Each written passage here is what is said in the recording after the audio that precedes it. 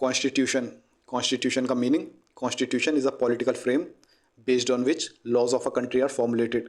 Constitution एक political frame है जिसके बेस पे किसी कंट्री के लॉज फॉर्मुलेट किए जाते हैं। Under constitution rights and duties of citizen are described. Constitution के अंदर सिटीजन्स के, नागरिकों के राइट्स और ड्यूटीज़ डिस्क्राइब किए जाते हैं। The relationship of people with government is decided by constitution. लोगों का सरकार के साथ क्या संबंध होगा यह कॉन्स्टिट्यूशन द्वारा डिसाइड किया जाता है। अब की पॉइंट्स देख लेते हैं कॉन्स्टिट्यूशन के। Constitution is the fundamental national code of a country. Constitution किसी देश का फंडामेंटल नेशनल कोड है। It is a set of rules and law. यह रूल्स और लॉ का एक सेट होता है। The rules laid down in it are supreme. Constitution के अंदर जो रूल्स होते हैं वह सुप्रीम होते हैं। The rules laid down in the legislature are inferior to the rules laid down in constitution. Legislature के अंदर जो रूल्स होते हैं वह कॉन्स्टिट्यूशन के अंदर दिए गए रूल्स से इन्फीरियर होते हैं। कॉन्स्टिट्यूशन के अंदर दिए गए रूल्स सुपीरियर होते हैं। In case of conflict superior rules will prevail over inferior. यदि इन दोनों के बीच में कॉन्फ्लिक्ट हो जाए, लेजिस्लेचर के रूल्स और कॉन्स्टिट्यूशन के रूल्स के बीच में, तो कॉन्स्टिट्यूशन के रूल प्रिवेल करेंगे, कॉन्स्टिट्यूशन के रूल माने जाएंगे, ना कि लेजिस्लेचर के रूल्स। अब आता है इंटरप्रिटेशन ऑफ कॉन्स्टिट्यूशन। कॉन्स्टिट्यूशन का interpretation. Articles of constitution which assign role to supreme court for the purpose of interpreting the constitution itself. Constitution के अंदर कुछ आर्टिकल्स दिए गए हैं जो कि सुप्रीम कोर्ट को एक रोल असाइन करते हैं। किस चीज़ के लिए? कॉन्स्टिट्यूशन को इंटरप्रेट करने के लिए। वह कौन से आर्टिकल्स हैं? पहला है आर्टिकल 132। इस आर्टिकल में क्या कहते हैं? If the high court certifies under article 134A that the case involves a substantial question of law which requires interpretation of the constitution then an appeal shall lie to the supreme court. मान लीजिए high court के पास कोई case आया, उस case में high court को लगता है कोई सब्सटेंशियल क्वेश्चन ऑफ लॉ है, कोई पर्याप्त, कोई संतोषजनक ऐसा कोई सवाल है जिस सवाल को सॉल्व करने के लिए कॉन्स्टिट्यूशन के इंटरप्रिटेशन की ज़रूरत है।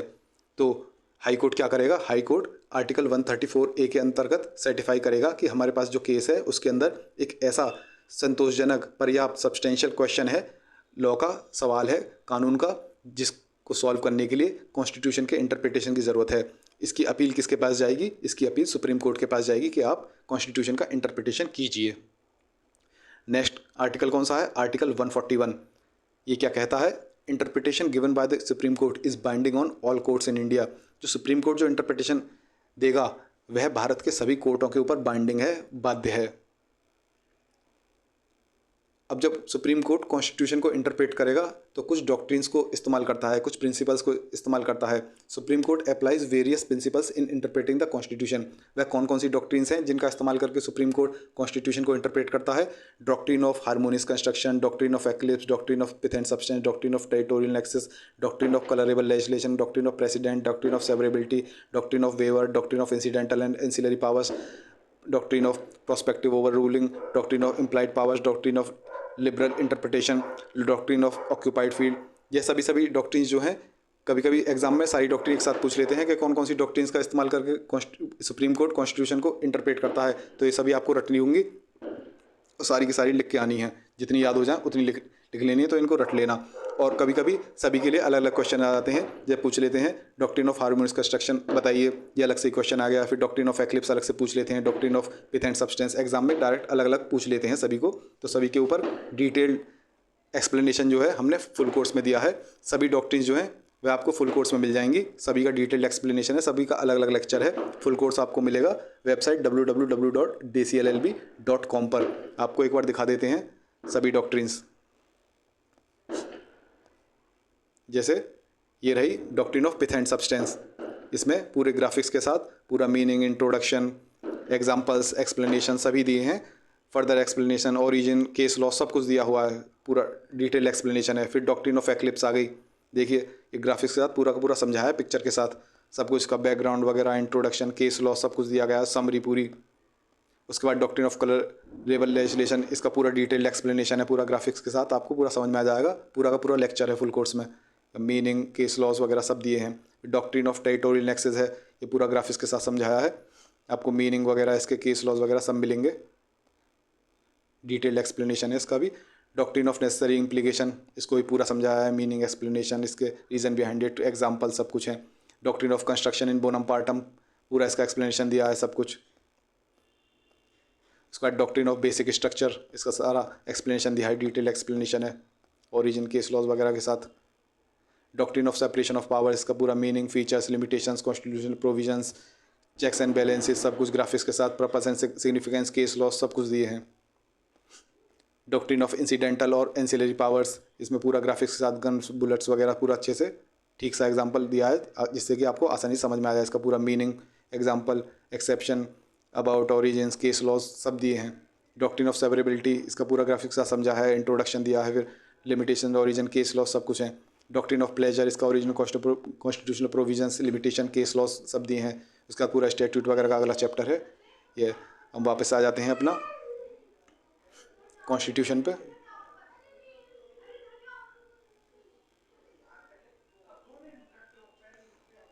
अब कॉन्स्टिट्यूशन में कभी कभी ये पूछ लेते हैं कि फेजेस बताइए कि कॉन्स्टिट्यूशन का इंटरप्रिटेशन किन किन फेज से गुजरा है। The ways in which the constitution of India is interpreted has undergone changes through 4 phases. यदि फेजेस पूछ लेता है कॉन्स्टिट्यूशन के इंटरप्रिटेशन के तो ये 4 फेजेस लिख लेने हैं आपको। पहला है टेक्सचुअलिज्म, दूसरा है स्ट्रक्चरलिज्म, तीसरा है एक्लेक्टिसिज्म और चौथा है पर्पस। अब चारों फेजेस को एक बार पढ़ लेते हैं। पहला फेज जो है टेक्सचुअलिज्म, इसमें टेक्स्ट पे फोकस किया गया था। एक कॉन्स्टिट्यूशन का टेक्स्ट क्या है, किसी भी वर्ड का प्लेन मीनिंग, लिटरल मीनिंग देखा गया था, लिटरल वर्ड्स देखे गए थे, इसके अलावा इधर उधर कुछ नहीं देखा। इसमें क्या था, focusing on the plain meaning of the words used in the constitution. Constitution के अंदर जो वर्ड्स यूज किए गए थे उनका प्लेनिंग मीनिंग, उस केवल प्लेनिंग मीनिंग, लिटरल मीनिंग पर ही फोकस किया गया। In the early years the court read the constitution literally. शुरुआती सालों में कोर्ट ने कॉन्स्टिट्यूशन को लिटरली पढ़ा था। concluding that there was no limitation on the parliament's power to amend the constitution. इसका कंक्लूजन क्या निकला लिटरली पढ़ने का, कि यह कंक्लूजन निकला कि पार्लियामेंट के पास अनलिमिटेड पावर है, उसके ऊपर कोई लिमिटेशन नहीं है कॉन्स्टिट्यूशन को चेंज करने की, कॉन्स्टिट्यूशन को अमेंड करने की। इसमें केस लॉ लिखना हो तो एक ही गोपालन केस है।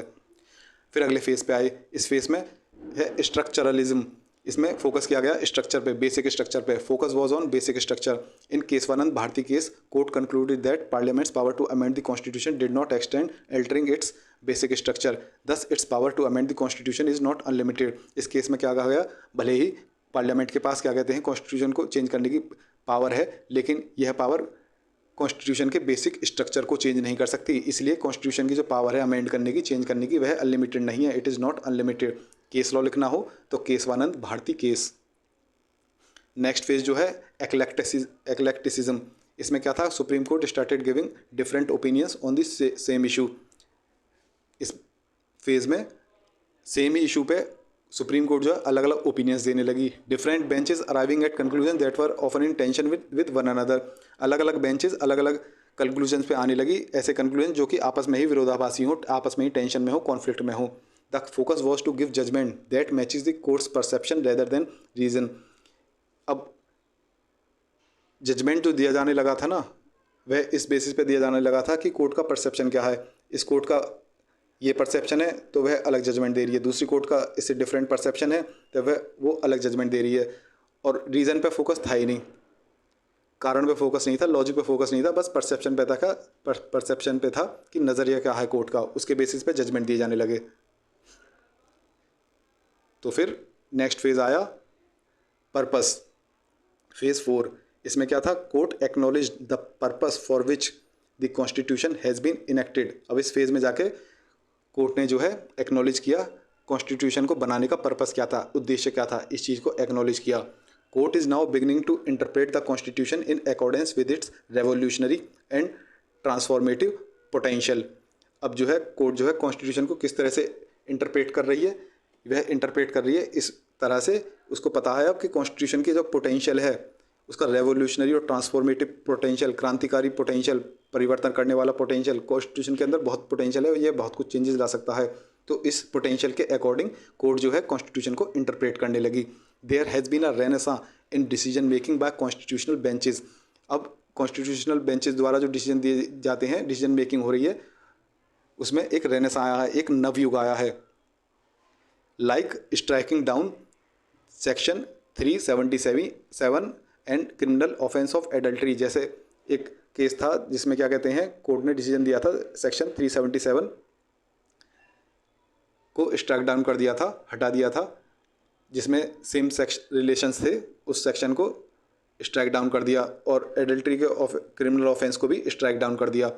Including the office of chief justice of India with in the scope of RTI act, और चीफ जस्टिस ऑफ इंडिया जो हैं उनके ऑफिस को भी आरटीआई के स्कोप में ले आए। ऐसे ऐसे डिसीजन दिए, बहुत ही रेवोल्यूशनरी और ट्रांसफॉर्मेटिव टाइप के, बहुत ही नेवयुग टाइप के, बिल्कुल ही मॉडर्न टाइप के डिसीजंस दिए गए।